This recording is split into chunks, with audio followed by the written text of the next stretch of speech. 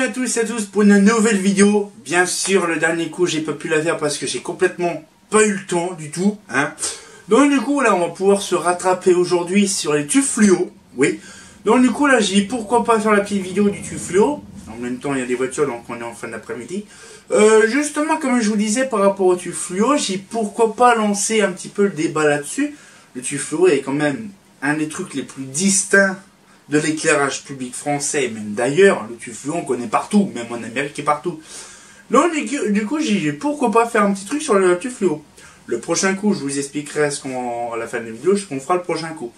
Donc du coup, aujourd'hui on va parler du tube fluorescent. Donc du coup, j'ai un petit peu condensé un petit peu les organismes et tout ça du tube fluorescent, parce qu'il y en a tellement plein. Donc déjà, on va parler déjà du tube fluorescent. Alors, déjà, le tube fluorescent, c'est émet une lumière blanche un petit peu pâle, avec des teintes chaudes, neutres ou blanches ou froides. On verra tout ça un petit peu plus tard dans la vidéo. Donc là, c'est un tube, comme ça, voilà. Donc un petit tube. Bon, ça, c'est du 18 watts, voilà. C'est voilà, un petit tube tout sympatoche. Voilà, donc ça, c'est un tube fluo. Donc du coup, un petit peu, qu'est-ce que c'est un petit peu l'histoire. Donc on va un petit peu vite fait rappeler vite fait ce que c'est un petit peu le truc. Donc le premier tube à décharge a été inventé en 1901 par l'anglais Cooper Hewitt. Donc je pense que je l'écris bien ou je le prononce bien, je ne sais pas, mon anglais c'est du yaourt. Donc du coup, de toute façon, ça sera marqué en bas. Donc du coup, voilà, le premier tube fluo par contre a été commercialisé par George Claude, oui, le 20 novembre 1936. Vous voyez, ça déjà un petit peu de vieux. C'est quand même le mec qui a conçu le tube fluorescent, c'est quand même un Français, C'est trop bien quand même, Vous imaginez un peu la conception d'une lampe, d'un tube fluo, c'est français. C'est pour ça que même en Amérique, quand on voit des tubes fluo clignoter dans les séries, des trucs comme ça, c'est justement, c'est du français. Voilà, c'est bien quand même, on a beaucoup de choses intéressantes, Donc du coup, voilà, donc c'est un petit peu l'histoire du truc, et donc du coup, c'est pareil, Claude, la société Claude qu'on connaît, Claude Lighting, vous savez, le logo Claude comme ça. Voilà, donc là, on le connaît très bien, c'est sûr. Donc du coup, bon, c'est un petit peu le truc vite fait, là. Comme d'habitude, on change pas. Donc du coup, j'explique un petit peu. Donc déjà, l'avantage du tube fluorescent, c'est d'émettre de 2 à 3 fois plus de lumière qu'une lampe incandescence, de la même puissance et d'une longue durée de vie plus longue. C'est quand même pas mal, c'est bénéf, Donc du coup, on va parler, donc du coup, c'est pareil, vite fait, La diffusion est ralentie en Europe à cause de la Deuxième Guerre. Oui, parce que bon, faut penser quand même que c'était en 36 que ça a été le premier tube fluo. Qu'est-ce qui s'est passé 3 ans après? Il y a eu la guerre, donc c'était un peu compliqué. Mais c'est pas grave, les premiers tubes, donc réellement, qui ont été implantés, on va dire, après-guerre en 46, c'était dans les stations Léna et Alma-Lançon dans le métro parisien. Vous voyez, c'est déjà de 46. Sauf qu'on a un petit truc tout sympatoche, justement. Il y avait une petite pub dans les années 40, donc en 46, en janvier 46, il y avait une petite pub qui mettait en valeur justement l'argumentation de cette lampe. Alors déjà, en Amérique, leur succès est foudroyant. Déjà c'est chaud patate chez eux. Donc, ils disaient un petit peu, donc 3 fois plus de lumière pour une même consommation, une nouvelle lumière belle comme le jour, une grande luminosité très douce, sans éblouissement, très longue durée de vie, dégagement de chaleur réduit, sécurité et simplicité de fonctionnement, grandes ressources décoratives et architecturales. Vous voyez, déjà, en 40, ils aimaient bien faire de la pub sur certaines choses. Il faut penser, bon, des petites parenthèses tout un patoche, donc du coup, c'est pareil. Il faut penser que dans les années 40, 50, voire 60, il y avait beaucoup de publicité pour n'importe quoi, en fait. Des piles, du savon. Bon, le savon, c'est encore actualité. Mais à l'époque, on avait aussi beaucoup de pubs, surtout n'importe quoi, par exemple sur les lampes, sur les tubes fluo, comme là, je vous explique, radio plutôt, les pubs radio ou imagerie. C'est plus dans les années 50, début 60 qu'on commence à avoir des pubs, justement sur la pub télévisée. Mais dans les pubs radio, on a beaucoup de choses. Si vous savez tout ce qu'on peut trouver dans l'INA et dans les trucs de radio, c'est impressionnant. Voilà, on parle des délires comme d'habitude. L'utilisation. Donc là, l'utilisation, c'est utilisé généralement dans les locaux grand public, comme par exemple dans les hôpitaux, dans les écoles. Bon, un petit peu le truc qu'on voit. Généralement, c'est entre 46 et 55, justement, que les premiers tubes se sont vraiment bien généralisés en France. Bien sûr, quand même, que voilà, ils ont été utilisés dans l'EP entre 46 et 55, dans vraiment le plus gros des cas dans l'EP, avant, bien sûr, l'apparition de la BF dans les débuts 50. Après, nous avons aussi quelques zones rurales qui ont été apparues entre 55 et 80. Il y a beaucoup de barres fluo qui ont existé quand même très tard. Hein. Par exemple, Philips ont fait de la TRM jusque dans les années... non, pas 70. Bon, il y a beaucoup de luminaires, comme par exemple la LF40 ou la LF20 chez Holophane. Ça a été jusque fin 80 quasiment. C'est pas mal, donc je vous disais un petit peu le truc. Et donc, du coup, là, ce qu'il fait, c'est que là, après, ça a été vite fait remplacé par des BF ou des SHP directement quelques temps après, quoi. Et... il y a aussi quand même le plus dans l'éclairage public justement du fluo, c'est qu'il y en a eu le plus quand même en Allemagne et aussi en Belgique. C'est pour ça qu'on voit généralement les clairelles, les machins, des barres d'éclairelles à sec, hein, comme la RQM, les machins, tout ça. Et puis l'Allemagne avec les Rechtlanternen, les Lux et Celux, les machins. Bon, Celux, je suis pas trop sûr, mais bon voilà. Il y avait beaucoup, on appelle ça lanternes flash. Et machin, un truc tout plat. Bon, alors après, nous avons la conception. Alors la conception, c'est tout simple. Hein. Ah, qu'est-ce qu'on peut vraiment voir là-dessus? Donc du coup, là, je vais mettre un petit peu plus près, on va voir le tube fluo. Donc du coup, qu'est-ce qu'il y a dessus? Donc une enveloppe tubulaire, donc en verre ou en quartz, hein, une poudre fluo, donc ça on va en parler un petit peu plus longuement sur le poudrage à l'intérieur après dans la vidéo, de 2 électrodes placées aux extrémités, là, et bien sûr de la vapeur de mercure sous basse pression, bien sûr, mélangée avec de l'argon en tant que gaz emprisonnement. Néon, tu fluo. Ah, bordel de... Oui, comme je vous disais justement par rapport à ça, oui, c'est un peu chiant par rapport à ça, hein, voilà. Donc ça, c'était fait dans une vidéo, on va pas non plus en parler tout le temps, hein, d'accord. Donc du coup, là, on va parler un petit peu le fonctionnement. Le fonctionnement, c'est simple, c'est comme toute lampe à décharge, c'est avec un ballast. Bon, par contre, le câblage avec un ballast BF ou un ballast SHP avec un tube fluo, c'est strictement différent. Hein. C'est suivant aussi l'agencement du tube fluo, parce qu'il n'y a pas que des bouts du tube fluo avec les embouts comme là on a actuellement, oui, des trucs comme ça. Hein. Donc du coup, là, on n'a pas tout à fait ça, mais on va dire, d'autres procédés de tube fluo avec des embouts spécifiques. Donc du coup, les câblages sont complètement différents. C'est suivant aussi le type de lampe, je vous garantis qu'il y en a une centaine de sortes, de variétés de câblage et de ballast, c'est impressionnant. Donc du coup, on va parler un petit peu le plus traditionnel des tubes fluo, c'est la teinte, la couleur. Parce que je peux vous dire que j'ai fait quand même des trucs impressionnants. Justement, les noms les plus farfelus que j'ai mis dessus, c'est impressionnant. Donc là, du coup, on trouve déjà... Ça dépend aussi de la marque, hein, c'est sûr, hein, je vous dis ça, mais ça dépend aussi de la marque. Hein. Chaque marque a son petit truc, sa petite douceur, toute sa patoche. Hein. Donc du coup, là, on va pouvoir commencer donc déjà avec certaines poudrages qu'on connaît traditionnellement. Donc il y a l'aluminium, par exemple. On a aussi le barium. On a aussi le terbium. Vous voyez, c'est des trucs qu'on connaît pas du tout. Du strontium, aussi du calcium, du manganèse, ainsi que du lantate. De lantane, voilà, c'est fourbe, hein, je vous garantis que là, même moi, j'ai eu du mal à comprendre les trucs. Hein. Donc du coup, les tubes fluo blanc industrie, comme moi j'en ai un côté, je vous montrerai après, le tube fluo blanc industrie, c'est un petit peu spécial quand même, hein, c'est fourbe. C'est du phosphate de calcium activé par des ions antimoine et manganèse. C'est fourbe, hein, donc vous voyez, hein, c'est ça, simplement un tube fluo. C'est du poudrage, c'est rien à faire des tonnes.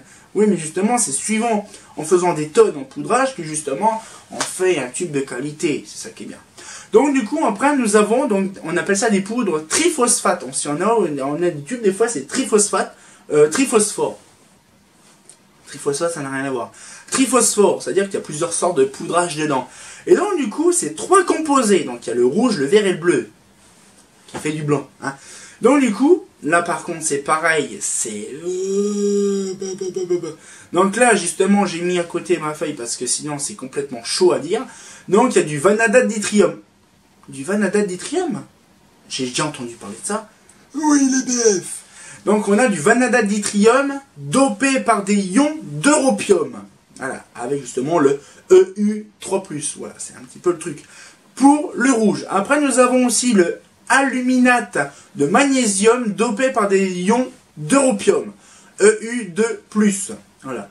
Pour le vert, justement, et pour le bleu, donc de l'aluminate de magnésium dopé par des ions de terbium. Donc là, Tb3+, pour le bleu. ouais, un petit peu, voilà.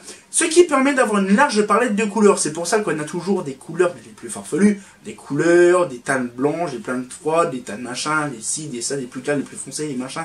Il y a vraiment toutes sortes de tailles, de couleurs justement. Nous avons maintenant passé un petit peu plus technique, comme les couleurs, c'est pareil. Les performances, c'est quand même intéressant de savoir.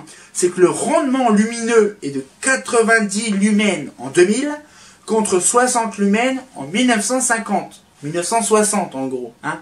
Donc du coup, ça fait quand même pas mal de lumens en plus. C'est, on va dire, c'est 3, 4, 5 dernières décennies. C'est impressionnant quand même. Hein. Nous avons l'IRC, donc de ce jour est de 90% d'IRC contre 60 en 1960. Oui, on a quand même on a une qualité, on va dire, je veux dire gustatif. On a une qualité, on va dire, de rendement lumineux et d'IRC quand même de meilleure qualité qu'avant. Donc on a quand même les technologies aussi pour faire ça. Hein. Et la durée de vie est entre 7000 et 10 000 heures. C'est quand même pas mal. Hein. Faut penser qu'un BF c'est quasiment à peu près pareil. Hein. Je ne sais pas, j'ai pas trop fait gaffe, j'ai pas fait l'allusion, mais bon. Et dans le commerce, qu'est-ce qu'on a dans le commerce? Alors il faut penser que dans le commerce, on a quand même pas mal de choses. Hein, on a quand même pas mal de tubes. Bon, après les puissances, j'ai pas calculé il y a combien de puissances. Mais voilà, c'est du traditionnel. Donc on a généralement du 2700K. Donc de 2700K, c'est les teintes les plus chaudes. Hein, les teintes les plus chaudes qu'on peut trouver généralement dans certains moments, dans certains cas. Hein, surtout, c'est une lumière bien chaude, bien jaune. Après, nous avons le 3000K, le plus traditionnellement utilisé, justement, le 3000K pour l'éclairage général, mais bon, pas trop dans les hôpitaux ni rien. Le 4000K est plus utilisé, par contre, dans l'éclairage public. Le 4000K, c'est une lumière blanche neutre, hein, c'est voilà. Et je vous expliquerai après, justement, par un autre truc, ce sera intéressant de savoir. Et le 6500K, donc là, le 6500K, donc là, c'est vraiment une teinte froide, donc bien bleue, généralement, c'est utilisé dans l'industrie pharmaceutique ou des trucs comme ça, vraiment, c'est une lumière qui est vraiment d'une qualité exceptionnelle pour avoir une résolution des couleurs élevée. Hein. Donc, c'est pareil, je ferai une vidéo par rapport à ça, parce que là, on en parle un petit peu plus sur les teintes et compagnie. Je ferai une vidéo exceptionnelle sur les teintes et couleurs, justement, dédiées à l'éclairage public. Parce qu'il y a pas mal de choses, donc on a par exemple les 2700K et tout ça, je vous expliquerai plus en détail, donc les types de couleurs, les types de teintes, les types de nuances qu'on peut avoir avec l'IRC, parce que ça fait plusieurs temps que je vous parle de l'IRC, mais je sais pas si vous vous rendez compte de ce que c'est l'IRC, l'indice de rendu des couleurs. Donc je vous expliquerai ça dans une vidéo qui viendra peut-être le mois d'après, où je verrai, suivant mon temps, et je vous expliquerai un petit peu tout ça. Et donc du coup, les tubes de couleurs sont généralement utilisés pour les enseignes et les manifs festives, ça peut être de tout comme Noël et fêtes foraines et compagnie. Donc du coup on a vraiment un large choix, suite aussi au poudrage qu'on avait vu tout à l'heure. Hein. Et donc du coup on a le fameux tube donc traditionnel qu'on a, donc je sélectionne mes deux petits tubes. Donc le T12, donc là du diamètre 38 à peu près à partir des années 50 c'était ce tube là, donc ça c'est un 20 watts. Et le tube 8, donc le T8 qui fait 26 de diamètre, à partir des années 80. Donc c'est quasiment la même dimension, sauf le diamètre est plus gros. Ça c'est 18 et ça c'est 20 watts. Voilà, c'est vraiment les anciennes dénominations. C'est pour ça que j'ai pas fait les puissances, parce qu'il y en a tellement plein. C'est un peu compliqué de vous détailler tous les machins. Donc là, ça c'est un Osram. Et celui-là par contre, il est magnifique de toute beauté.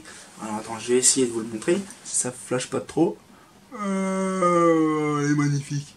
Un beau petit Mazda des années 60. Franchement, je suis bien content de l'avoir celui-là parce que voilà, j'aime bien. Alors bien sûr, il y a aussi un autre truc que je n'ai pas parlé parce que j'ai pas trop les détails là-dessus. Mais savez-vous, ça sert à quoi le petit trait qui est sur les gros tubes? Justement, dans les années 50-60, ils faisaient des rapid start. Et je crois qu'actuellement, on en vend encore des tubes fluo aussi gros avec des rapid start. En fait, ça permettait d'avoir, parce que comme il est gros, c'est-à-dire que la basse pression dedans est plus, on va dire, plus dilatée. Donc du coup, ça a du mal à des fois à s'allumer. Donc du coup, ils mettaient donc justement une anode. C'est-à-dire c'est une anode, une antenne, un peu comme les sodium qu'on voit souvent avec une antenne intégrée, c'est la même chose. C'est ce qui permet d'avoir une meilleure, on va dire, une meilleure décharge dans le tube. Hein. C'est pour ça que dans les T8, on le voit pas, mais dans les T12, on le voit souvent. Hein. Et donc du coup, on a un petit peu le truc. Et c'est vrai que moi, après les starters, c'est un peu compliqué, mais si vous voulez, je ferai une vidéo sur les schématiques justement de câblage, ça peut être utile, ça peut être vraiment intéressant de voir comment que ça s'agence justement un câblage de tube fluo ou même de ballast de BF ou sodium ou iodure. Peu n'importe, on verra ça peut-être dans une vidéo. Ça peut être utile cette année de voir comment câbler un ballast. Pourquoi pas, on pourrait faire ça parce que j'ai fait des vidéos par rapport à des lampes, mais on ne voit pas réellement le câblage. Donc pourquoi pas faire un petit tuto tout sympatoche avec les schémas de câblage, ça peut être utile. Donc là, comme d'habitude, une petite parenthèse. Donc là, maintenant, on va pouvoir passer au test. Bon, là, c'est un test très rapide, hein, je vous le dis, hein, pour vous dire quand même que là, j'ai pas allumé non plus éteint tout mon bordel. C'est peut-être une ou deux lumières, simplement pour vous montrer comment que ça s'allume. Tout le monde a déjà vu un tube fluo, mais bon, je vais vous montrer sur un tout petit tube. Hein, vous le verrez, justement, un tout petit tube. Donc, je crois que c'est un 6 watts. Parce que je vais pas non plus vous montrer un gros tube de 36 watts, ça sert à rien parce que c'est trop gros. Donc, un petit modèle réduit de 6 watts. Que j'ai retrouvé dans mes archives complètement perdu, avec un petit bouton, ce sera encore plus facile de l'allumer. Donc on se dit tout de suite, donc pour le petit allumage tout sympatoche. Donc voilà, donc là bon c'est une petite vraiment présentation du tube 6 watts, donc là vous voyez par rapport à ma main, c'est vraiment voilà c'est quasiment aussi gros que moi là, ça fait à peu près 12-13 cm, je ne sais pas les tailles des tubes. Donc là, nous avons un petit peu à l'arrière, je vous montre comme ça. Voilà, donc le petit ballast et le starter. Donc c'est un truc qui se met normalement en mural. Sauf que j'ai pas retrouvé le support qui est à l'arrière. Donc du coup, voilà, c'est tout. Hein. C'est un vieux machin que ça fait au moins des années que je l'ai. Je n'ai pas de date de quand. Il date, hein, donc ça c'est un 4, 6, 8 watts. Ah, on peut faire plusieurs types de puissance, multipuissance. Ah, je ne sais pas de date de quand. Avec un petit Osram ST111, Osram ST111, donc du coup on va pouvoir le voir. Donc moi c'est bien sur ce petit machin là, c'est bien, il y a le petit bouton, voilà. Donc là on peut le voir, voilà. Et donc là vous allez voir, bon il y a toujours le petit oscillation tout sympatoche qu'on voit d'habitude. Et donc c'est pareil, un petit truc que j'ai oublié de vous dire, vous voyez dans ici, là et là et là, ici, on a toujours des petits dépots-noirs. Alors qu'est-ce que c'est ces dépots-noirs là? En fait, c'est un peu, comment dire justement, comme les BF, en fait, comme les lampes mercure, en fait, si vous voulez, le mercure, on va dire, se ionise, et donc, du coup, devient, justement, le déionise, donc il se déionise, et donc, du coup, ce qui fait, ça fait un dépôt noir, et c'est pour ça qu'à la fin, au niveau du brûleur, hein, voilà, donc au niveau des fameuses, des électrodes qui sont là, et donc au niveau des électrodes, donc arrivé à un moment le mercure est complètement appauvri. Donc le tube justement il s'abaisse en intensité. Et après justement ce qui se passe c'est que voilà donc le tube il clignote parce qu'il y a plus de gaz en fait. C'est tout bonnement ça. Donc c'est pour ça que des fois on a des décharges en fait des flashs. C'est simplement en fait un petit peu de gaz qui reste dans le coin. Donc ça fait une décharge mais pas assez pour rester allumé. Et donc, ce qui fait, c'est voilà, donc c'est pour ça qu'on a toujours des dépôts noirs. Donc, en fait, suite à la déionisation du mercure et aussi aux électrodes qui crament un peu plus vite, donc la poudre phosphorescente. Donc, c'est pour ça que généralement, on voit toujours, on va dire, des tubes fluo généralement avec plus grand chose dessus. Donc après, je vais vous expliquer un autre truc avant de finir là-dessus, parce que j'ai complètement zappé de vous le dire, donc par rapport aux germicides et aux ultraviolets. Donc du coup là, donc ça peut être aussi pas mal dans une vidéo prochaine. Donc du coup là un petit peu, donc le système, donc là du coup je rappuie ce petit bouton. Voilà, donc le petit tube tout sympatoche. Donc on se dit au bilan. Donc voilà un petit peu le petit bilan, donc voilà, donc on va un petit peu parler là-dessus, donc je vous en ai parlé vite fait 2 petites secondes avant de couper.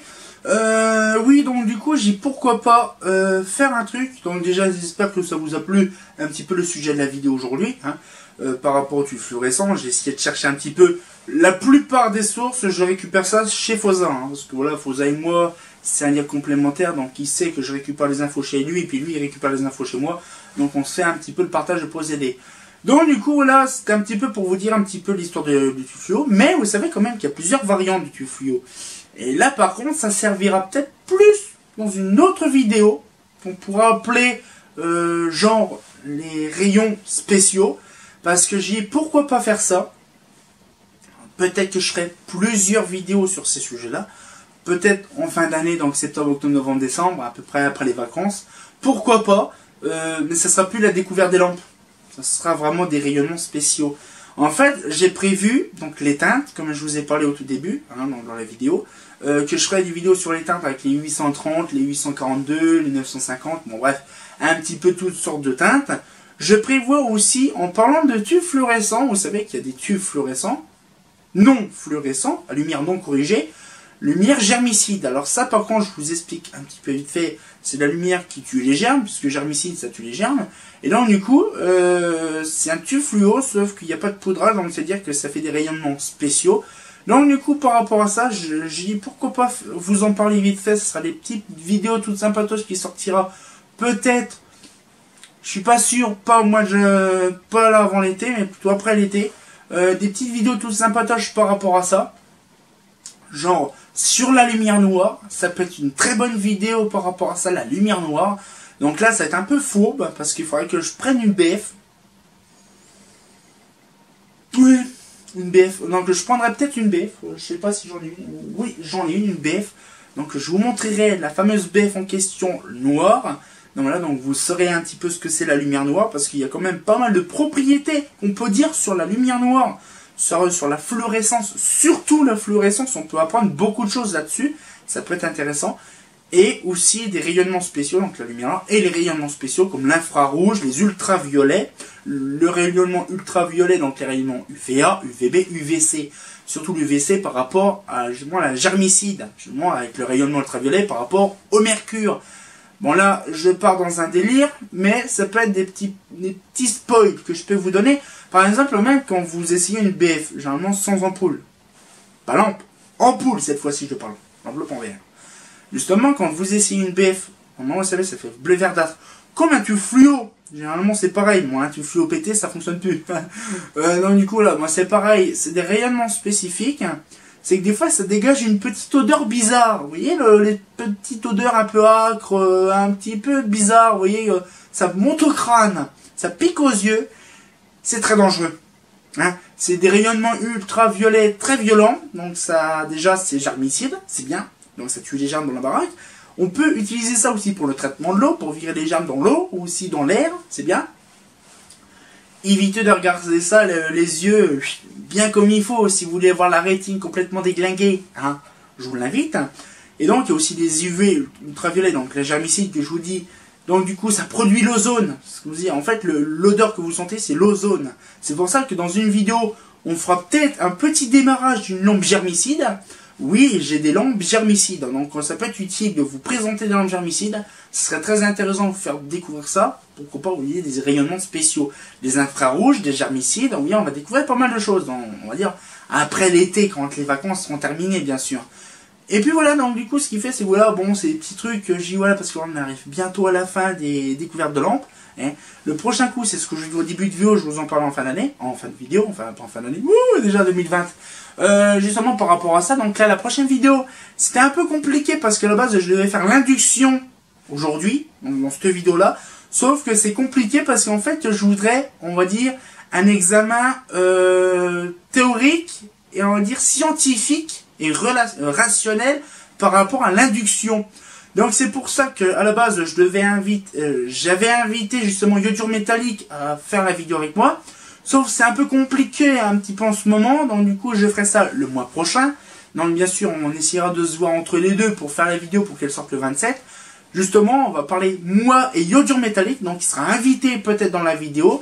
Et justement on parlera un peu sur le pourquoi du comment justement de l'induction. Ça peut être intéressant, sur l'induction ça parle beaucoup. On connaît le mot induction suite aux plaques induction, donc du coup là j'expliquerai un petit peu. Il expliquera, lui, par contre, son petit blabla, franchement, qui est très intéressant, parce que Yodur Métallique, c'est un puits intarissable de connaissances techniques sur beaucoup de choses, sur l'inductance, les transformateurs, les machins, tout ça, ça peut être intéressant de savoir ce que c'est, justement, l'induction. Donc, du coup, j'espère que la petite vidéo vous a plu. Comme d'habitude, un petit commentaire par rapport à un truc que j'ai oublié, ou que j'ai zappé, ou un truc comme ça, ou que vous connaissez par rapport au tube fluo, ça peut être intéressant. Donc cette fois-ci, on se retient encore pour une nouvelle vidéo, et comme d'habitude, bah... un petit tube fluo en plus, de chez Mazda, c'est pas faux.